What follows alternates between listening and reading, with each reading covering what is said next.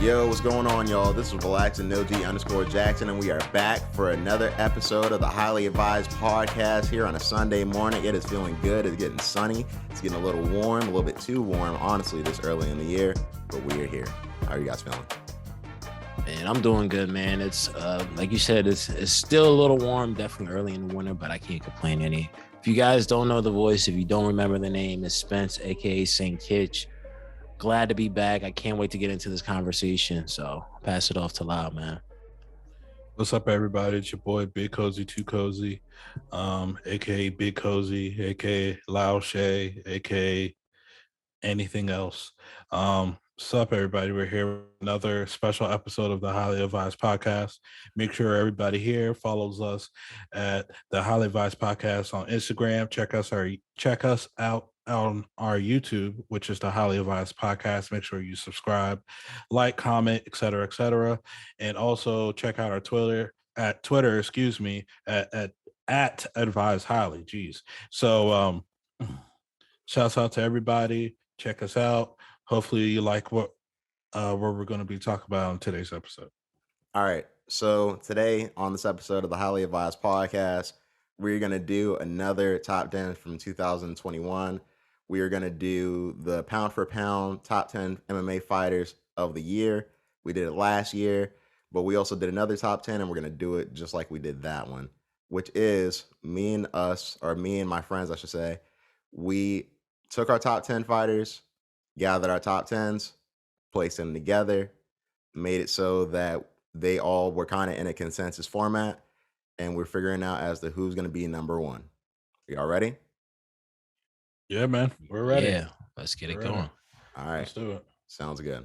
All right. So for our number 10, we have Glover Teixeira. Also, listeners, I'm the only one who knows this, by the way. He had a good comeback.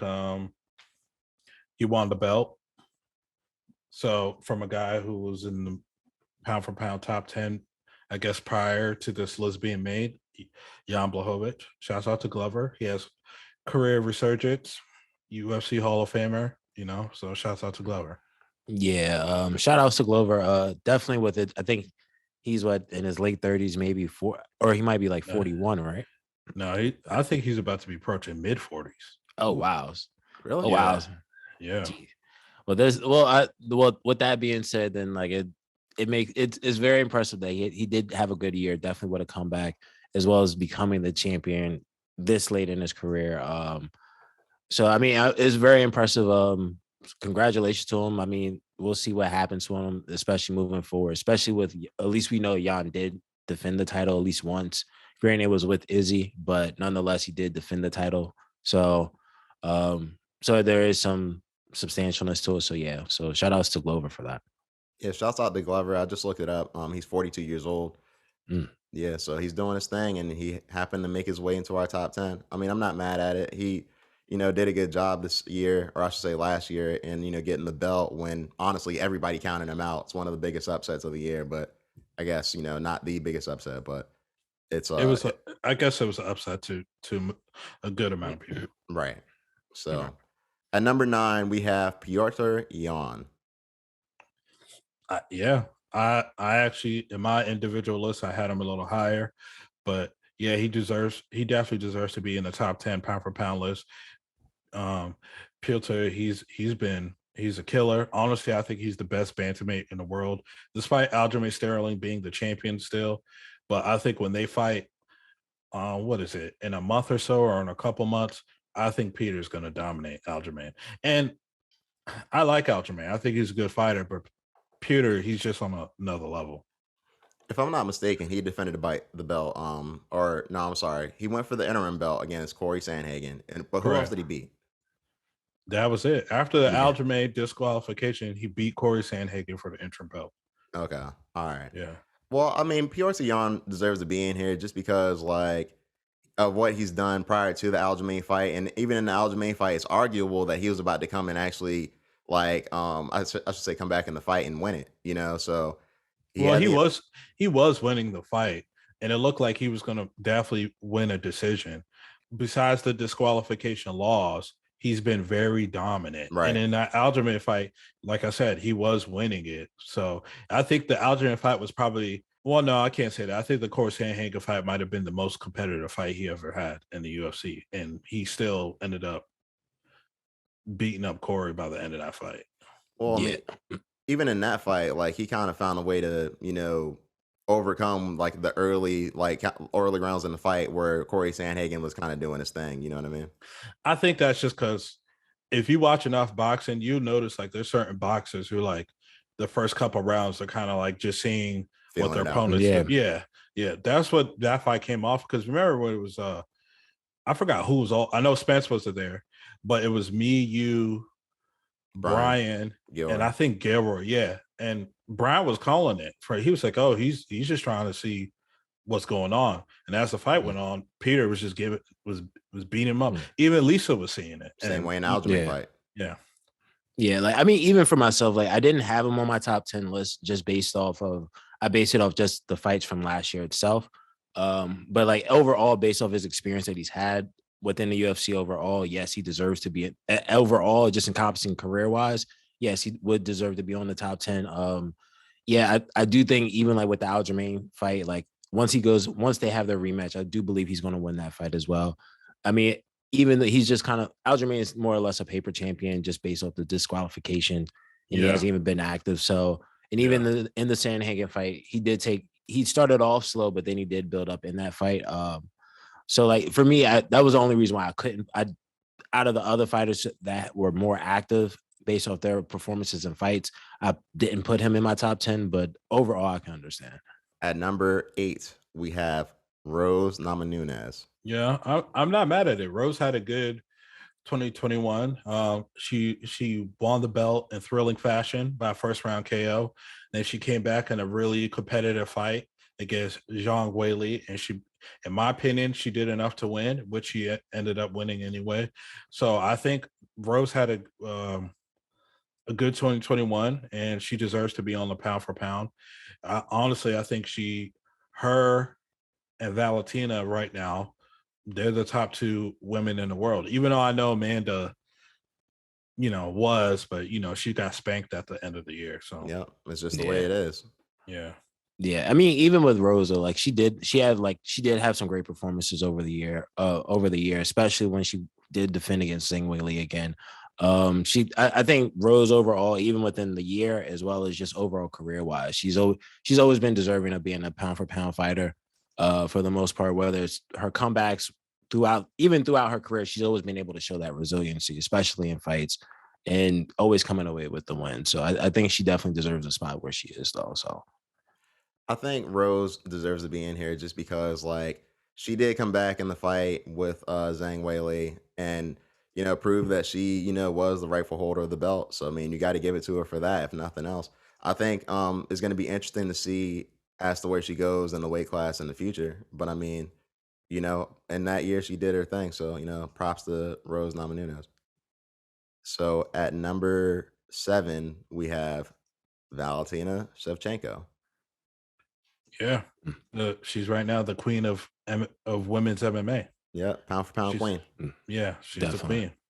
The only person that she lost to twice was Amanda, and both times by decision. The second fight, a lot of people still debate that she didn't lose that fight, that she won. But in flyweight, as you've seen, she's been killing all her opponents. She even beat up Joanna Jacek. Forgive me if I mispronounce her last name. But yeah, she pummeled her, if anybody saw that fight. So yeah, Valentina, she's the queen of women's MMA. I like the bullet. Yeah, she definitely is. Like she's been able to show where she's just dominating in all of her fights for the most part, especially with last year. Granted, like even like with Valentina though, like I think she did have a great performance this year, as well as defend. Even in her defenses, she's practically TKO both her opponents, whether it's Jessica Andrade or Murphy, who, I mean, as Lau would say, probably she was just there. She had a job to do that night. I think even in some of these fights, even in these 2 fights, like she's doing things in the terms of dominating, where she's just getting off. I think she was getting off 10 punch combos on these girls, where it's like when you're doing stuff like that within the ring, definitely within women's MMA, it's like you are the one that holds the crown at this point. So Yeah, Valentina, absolutely. she's the best female in MMA right now. Nobody's really touching her right now. They're honestly going to be at a point where they're struggling to find competition. I mean, they're kind of there right now. You know, outside of her going up a weight class and fighting Juliana, like there's not really many people for her to fight. You know, I fuck with Valentina. I think she is the best female on the planet. yeah, and even then, like if she was to go up and fight Joanna, it's like even then right now, that's even sitting on the side because that has to be there was probably the rematch with Amanda there. So I mean, and remember, final point for me, Valentina, she already finished Juliana Pena. You're right. yeah, So it's a I mean, at this point, who knows what they'll try. Then maybe that might be the line they'll have to run with because when you're dominating at this point, the only thing that would be attractive to that fight would just be her fighting for the belt, winning the belt, and hopefully we get the third fight between her and Amanda.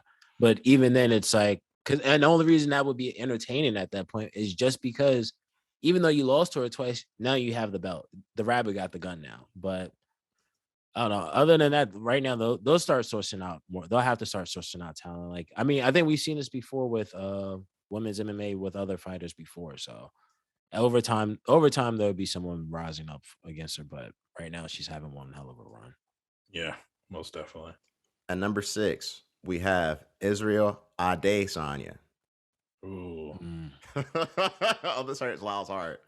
No, it doesn't hurt my heart. Actually, I mean, I definitely had Israel a lot higher on my list, but what I will say is I can understand why somebody would have Israel a little lower because of he's just not finishing his opponent.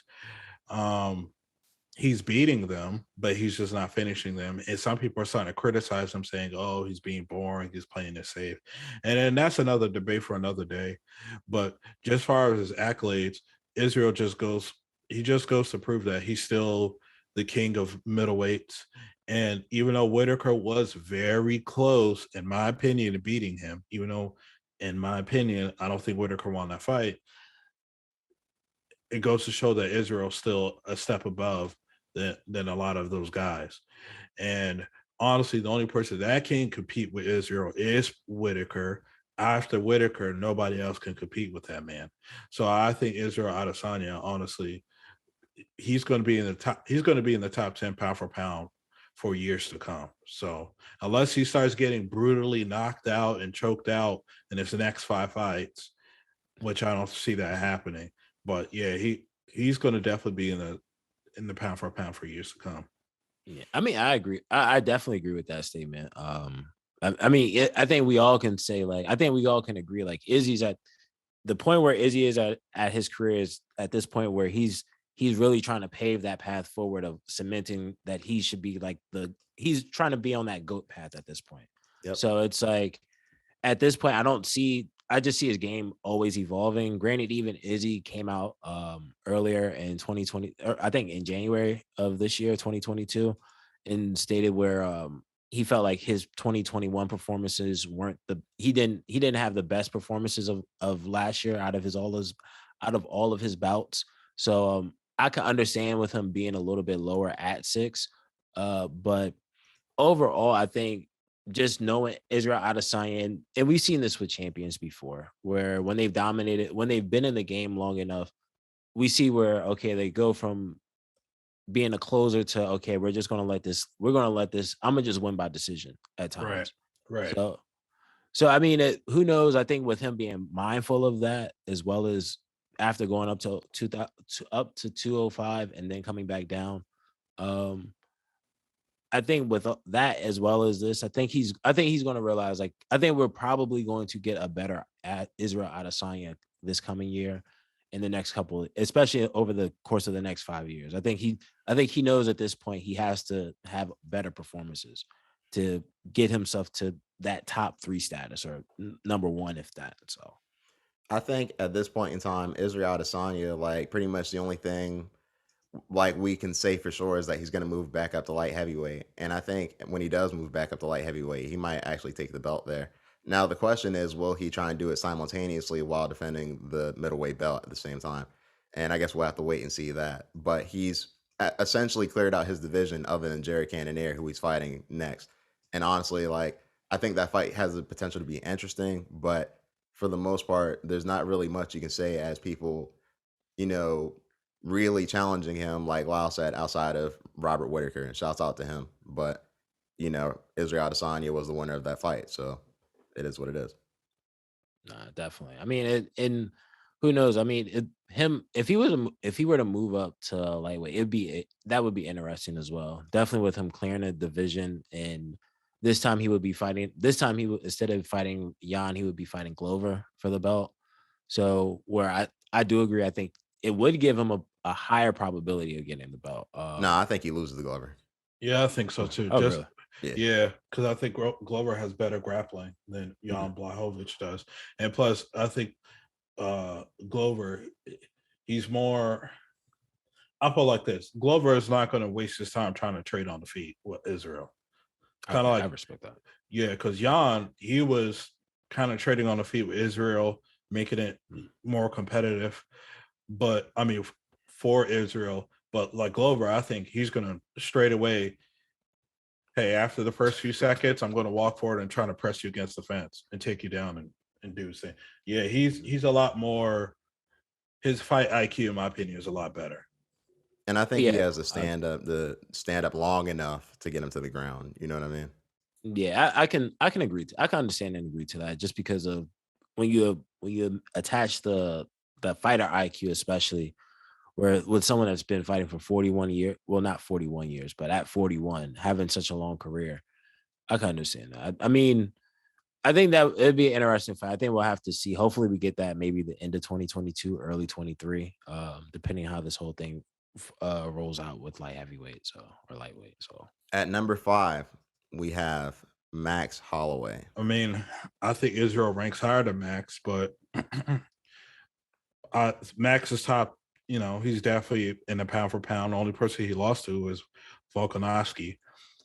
Despite what people think about his fights with Volkanovsky, at the end of the day, he lost the fights. And outside of that, Max has beaten every featherweight thrown in his way, not named Volkanovsky or Conor McGregor. Now, I'm not mentioning Conor to boost him, but I'm just saying out of his featherweight reign, those are the only two people that he could have get past at all.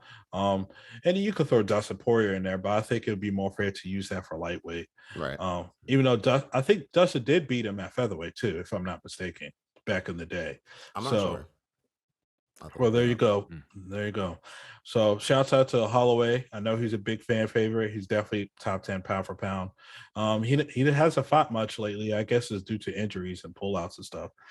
But his last two fights against Calvin Kattar and Yair Rodriguez El Pantera, he had impressive displays, and he's showing like, hey, under Volkanovsky, I'm still the guy. So yeah, for Max Holloway, like that very impressive performance against Calvin Kattar, and pretty much the fact that he's fighting all top 10 competition and beating them outside of Volkanovsky, like that's pretty much, I think, why he ranks this high. I feel like Max Holloway is in a similar position to Robert Whitaker, to where like he's the guy, he's just not the champ, and because he just can't beat him. But like, I don't know. It's interesting just to see it go on, because it's like, who can they really put him against? Because he's literally beat everybody else except for that one person. Does he go up to lightweight? What does he do? Yeah, because at that point, his ceiling potential, he's only going to stunt his growth at that point. Because Max has been fighting for a while, so, and though he's still fairly young, I mean, he doesn't want to use up some, because he's been fighting at what some could say is like he's been looking great, especially when we've seen this performance with Calvin Kattar, for instance. So I think it might be better it may end up being a situation where he might have to move up, because him being at 5, I think it fits right where he kind of levels out right where he belongs. But at the same time, it's like, hey, if you're always going to be you can clear out the division, but you can't beat the champion. There's going to be either you're going to move up or you're going to move out at some point. So Yeah, I agree with Spence. And number 4, we have Alexander Volkanovsky. I had Volkanovsky as number 4. I think Volkanovsky, he's in the running of being considered the greatest featherweight of all time. I'm going to pick him to beat Chang Sung Jung when they do fight, and when he fights Max Holloway, if he gets past Max this third time, I think the debate is over. I think it's Volkanovsky might be the greatest featherweight. Like who else does he need to beat? He's on a crazy fight win streak. We got to look it up how long, but he's on a crazy fight win streak, like double-digit fight win streak. He's beaten the who's who at featherweight. He's not afraid to defend his title against anybody. He's fighting anybody. And the guys that he's fighting, he's winning these fights. I know the Ortega fight was it was a crazy fight and all that stuff, but outside of the 2 submissions that he almost got choked out in, and in the 5th round because he got gassed out, to me Volkanovsky dominated Ortega. You know, the Holloway fight, yeah, it's very debatable. But that first Holloway fight, I thought Volkanovsky shut him out 5 rounds. So Volkanovsky, he's the guy. And with a couple more wins, or let me just say a few more wins, and especially if they're good performances, it's going to be hard to argue saying that he's not the greatest featherweight of all time. He definitely deserves to be in the pound for pound, the top 5 at least for sure. Overall, career-wise, I think he's on like a 21 fight win streak, as well as being on like a 10 fight. His last loss was by TKO in some Australian Fight Club and Australian Fight Club 5 in 2013. So, and ever since being in the UFC, I think he's on like a 10 fight winning streak at that. So, what seems to be the majority is like either TKO or knockouts. Who are the last 3 people he fought? His last three fights is Brian Ortega and Max Holloway twice.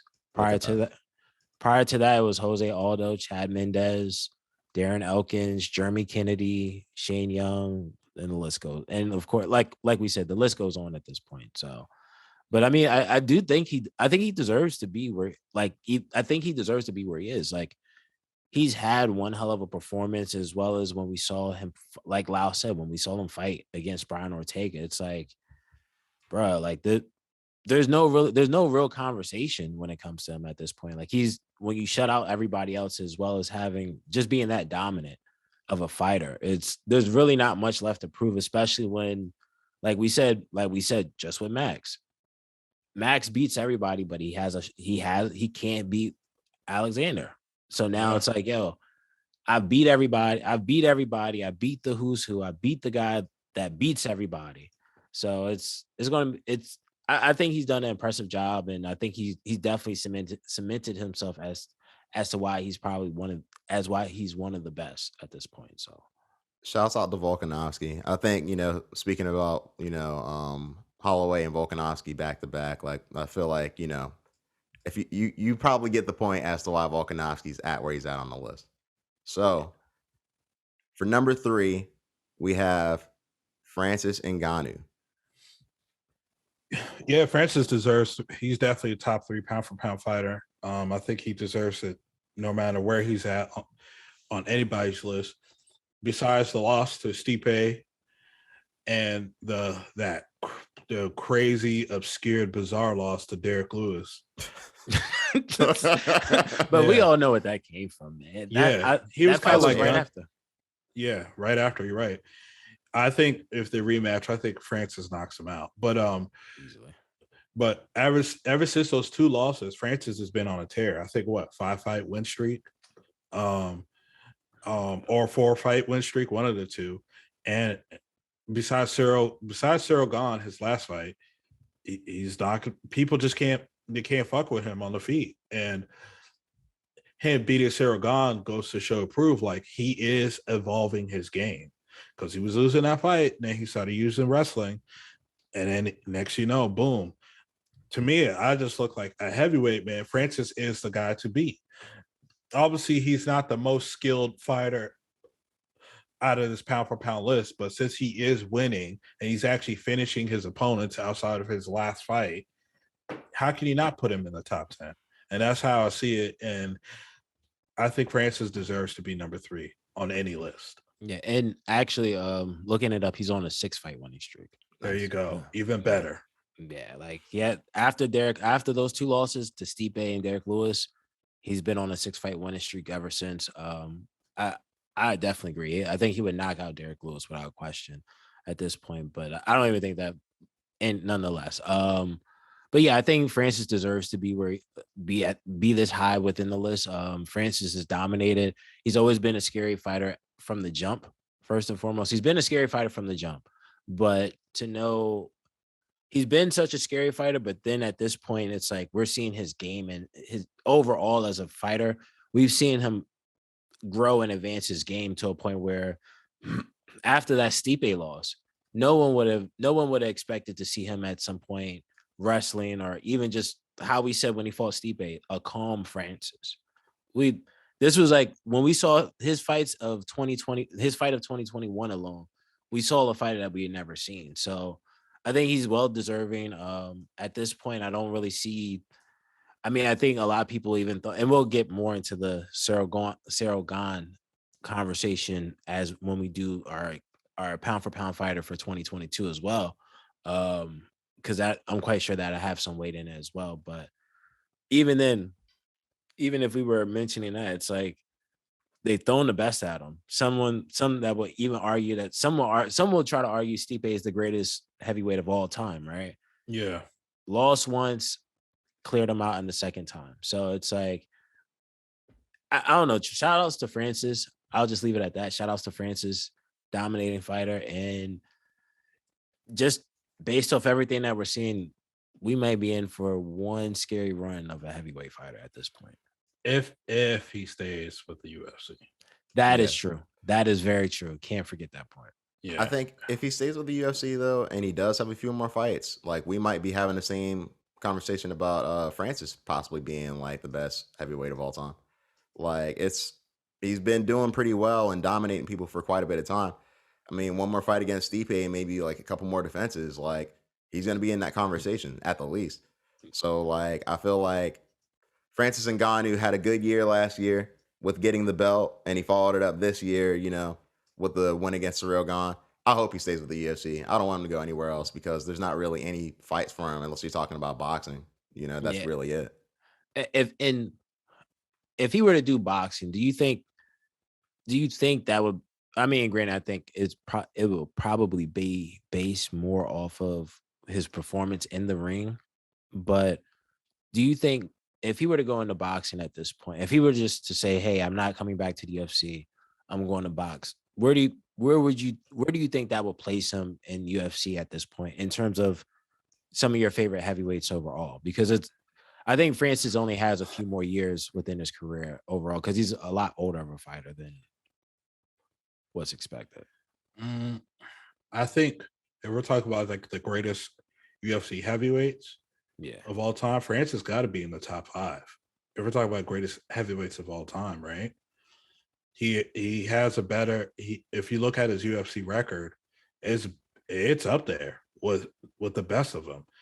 His knockout record is up there. It's not. He's not the knockout king like Derek Lewis, but it's up there.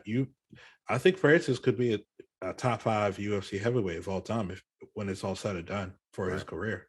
If not top 3. But I'm saying based. What? Sorry to cut you off. Well, what I'm saying is based off if he were to just stop today, if he just said, "Hey, I'm going to just do boxing. I'm not coming back to MMA. Why I have the leverage, I'm gonna go do boxing." Yeah, I still think top 5. I respect it. He's fought tough competition, man, and he's beat them all except for Derek Lewis. But we all know if they fought again, the outcome would be different. So, I mean, I'm just saying, like he's fought them all. So I'll say top 5. It would just be unfortunate if he left. That's all. Yeah, I agree with that. No, I definitely agree with that. Hopefully he does stay. I think especially right now, being champion, who he is and what his highlight reel even speaks of him. I think there's too much to me. I think there's too much money on the table. But then again, we know how boxing is. They overpay for everything. Hopefully he stays with the UFC though. At number 2, we have Charlie Oliveira. Yeah, he deserves to be number 2. 10-fight win streak. He's been finishing these guys now, or dominating. And I know some people are like, oh, well, before the title shot, he did fight like the best of the best. They all like, fuck themselves. Like what do you gotta love Lau, man. I mean, like, I'm gonna defend Charles Oliveira, and he's not one of my favorite fighters, not because I dislike him, but he's just not one of my favorite fighters. But I think I give him mad respect. He's nice. He's really good, and he's evolved his game a lot. Like when he dominated, he dominated Keith. I mean, not Keith Lee. I was about to say Keith Lee. Kevin Lee. He dominated Kevin Lee. He schooled Tony Ferguson. You know what I'm saying? Michael Chandler, he was getting, beat around a little bit, but he came back and won. Dustin Poirier, he came back and won. Finished both of these guys. I think he has a good chance against Gaethje. Like, Oliveira, he deserves to be pound for pound. It's like he's fighting stiffer competition each fight, and he keeps overcoming it. So you can't hate that, man. You can't. And I think, honestly, man, he was pretty close to being the number 1 guy. He was pretty close. For me, I feel like a lot of people would consider Dustin Poirier to be like one of the pound for pound people. And I feel like if you consider him to be like that, then you have to consider Charles Oliveira to be in the same ilk as that. And not only that, like, look at who Charles Oliveira beat last year. Like, he beat Michael Chandler. He beat Dustin Poirier. You know what I mean? Dustin Poirier, a lot of people considered him to be the uncrowned champ of 155. And Charles Oliveira shut that shit down. So it's like, the way I see it is, like, you have to give him some type of credit for what he's doing. And he was dominant in his last 2 fights. I mean, he almost lost to, Michael Chandler. Let's not forget that first round. But, that fight against Dustin Poirier, he did damn good. Yeah. No, that's a fact. That's definitely a fact. I know for me, on my personal list, I actually did put, because I already know who number 1 is. I have an idea at least. I put Charles actually as my number 1. Just based off his performances last year. Like we said, he's fought stiff competition. There was the whole crowning of Dustin Poirier as the unwritten champion of this division. So to see how he was able to perform, and even when was it Dustin Poirier was a submission, I believe, right? He submitted him. Yeah, he submitted him. Choked so his ass to sleep. Yeah, so it's like it's like you're going from one being, granted it was a close fight with Michael Chandler, but you go from one being, okay, I finished this fight earlier, to, okay, I'm submitting somebody. And you're doing this at the championship style, at the championship level. You can be a naysayer, but at the end of the day, let's be real. He can, like you said, Lau, you could have had weaker competition back then, but when you're fighting the stiffest competition and you're winning, there's nothing else to be said. It's like, and you're the champion. Like, the guy that, he's the one. Okay, it's just like I always talk about Brian Ortega and Max Holloway. Oh, he's the one. Okay, cool. He's a kid to me. Get him out of here. So, yeah. Shouts out to Charles Oliveira, though. I definitely will say that. 100%, bro. Shouts out to him, because how can he be mad at? You know what I'm saying? And at number 1, we have Kamaru, the Nigerian Nightmare, Usman. Yes. Yeah, man. Fully deserving. Yeah, he's clearly he was my number 1 guy. His 2021, impressive, man. Impressive. First, he TKOs Gilbert Burns. Then he comes around and has the highlight knockout of the year of fucking Jorge Masvidal. Then he didn't finish Kobe, even though he almost finished Kobe. He was in a back and forth competitive fight with Kobe that the fans were fucking with. Like, I just don't know. I mean, he just had an impeccable year last year. Most champions besides him and Oliveira, they're not fighting more than once a year. I don't know what it is about MMA these days, but these champions, they only fight like once a year. But him and Oliveira, they're proving everybody wrong. And that's why those two, they're the top 2 pound for pound guys. You know what I mean? And I think that freaking Usman, he might not, I don't think he's gonna fight as often this year as he did in 2021, but he's looking like he's gonna have a good 2022 as well. So Kamaru Usman, he might be, until he's ready to retire, because I know there's been mentions of him retiring soon, but until is ready to retire, he's going to be pound for pound number 1, unless Nigel's favorite fighter of all time comes and wins the heavyweight championship. Then he'll steal that number 1 spot from Usman. But if that doesn't happen, Usman is going to be probably pound for pound number 1 until he retires. You know, I'm glad that Kamaru Usman got this. He had an amazing year last year. Defended the belt 3 times, finished the fight twice. Like, I feel like it doesn't really get much better than that. And only like few people get better than that, even if they're not the champ. So it's like, I mean, I think you got to respect it when you're fighting the highest level of competition, finishing them, and then, looking dominant in other fights. Kamaru Usman, I don't think anybody's really fucking with him. I think Leon Edwards is going to fight him, and it's going to be interesting. And I think he's going to win that fight. But Kamaru Usman, I mean, but it's like outside of that, like it's like kind of all speculation at the moment. Yeah. When it comes to Kamaru, man, I can't get mad at him being number 1, yo. It's impossible because, like we said, he's been dominant. You put the best in front of him. He's been the guy. He's always showed, like you said, even had the highlight, probably the most, to me personally, I need to get that knockout on like a poster. Like, because to me, it's one of the most iconic knockout pictures you can ever have, the Sprite can commercial or Jorge Masvidal. Like you see a miss and lays straight out. So it's like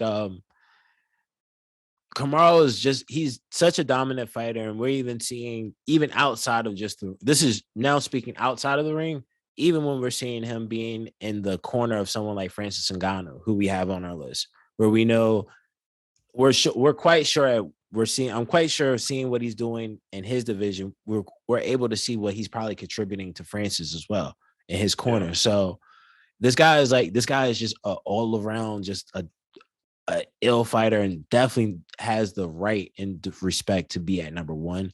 I don't really know if Leon Edwards will end up being. I don't think Leon Edwards will be able to do anything with him when it comes to this fight, because just based on what we've seen from Kamaru, apparently, looking this up, the last fight Kamaru lost is his second fight ever. Is the last fight is the only fight he ever lost. So he's been on like an 18 fight winning streak at this point.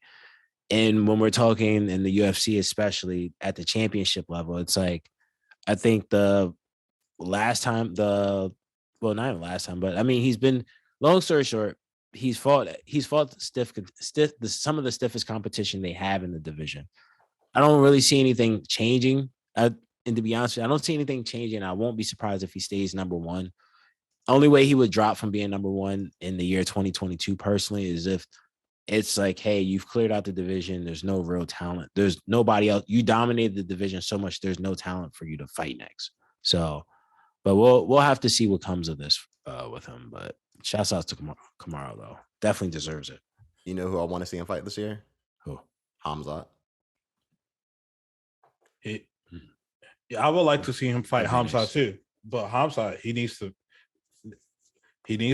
to beat some people. In my opinion, if this Gilbert Burns fight is actually a real fight, and if Hamzat beats Gilbert Burns, especially in a dominant fashion, yeah, he's the next guy up after Leon.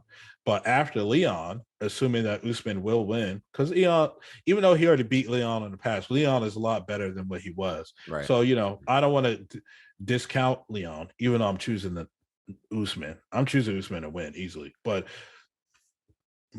assuming that Usman does win, if Khamzat can't get it done, what's left for Usman? Nobody wants to see a third fight between him and Kobe, unless Kobe wins multiple fights. People are tired of this. Hey, you win one fight, or everybody else lost, and even though you just lost, you're the biggest name, so we give you an automatic rematch. People are getting sick of that shit. The air of Conor McGregor, people are sick of it. So, for real, that's a fact.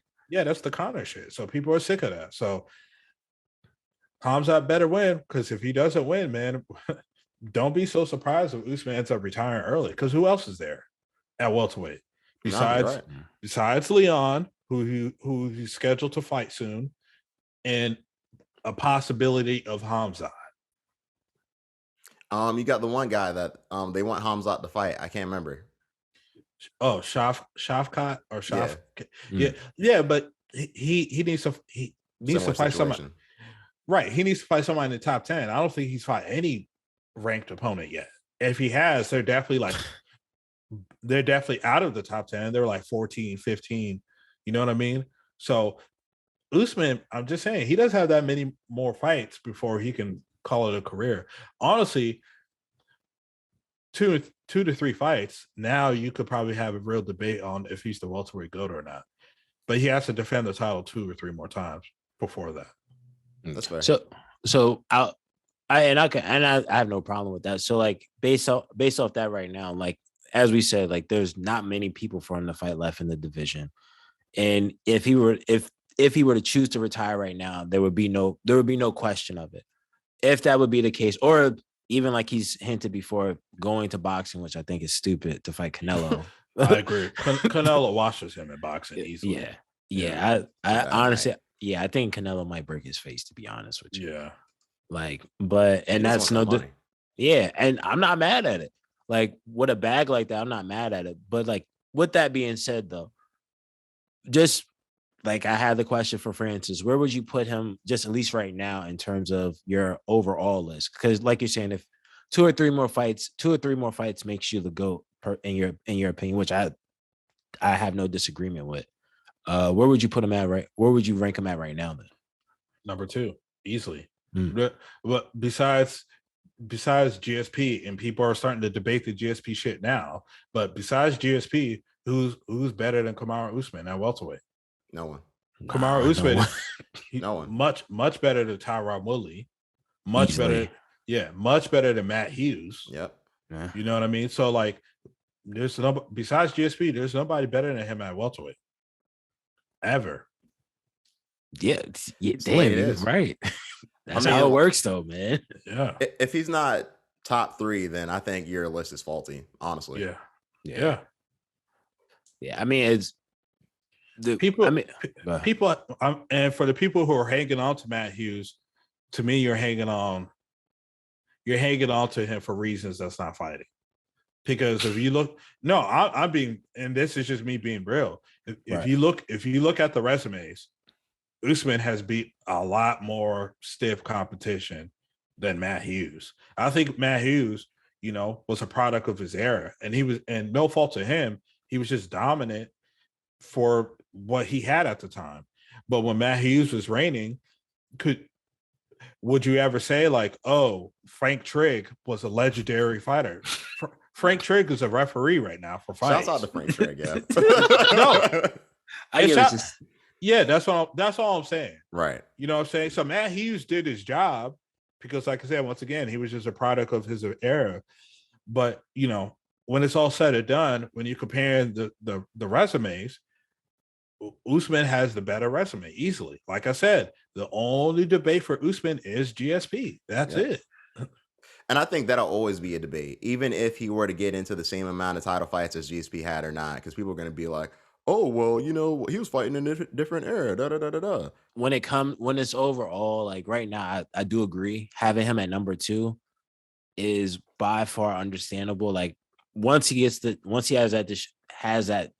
streak with someone like GSP, I think he may end up surpassing. But like right now, I'm not gonna lie to you, I can't really. When you, like you said, when you're questioning who else in that division would you put over him outside of GSP?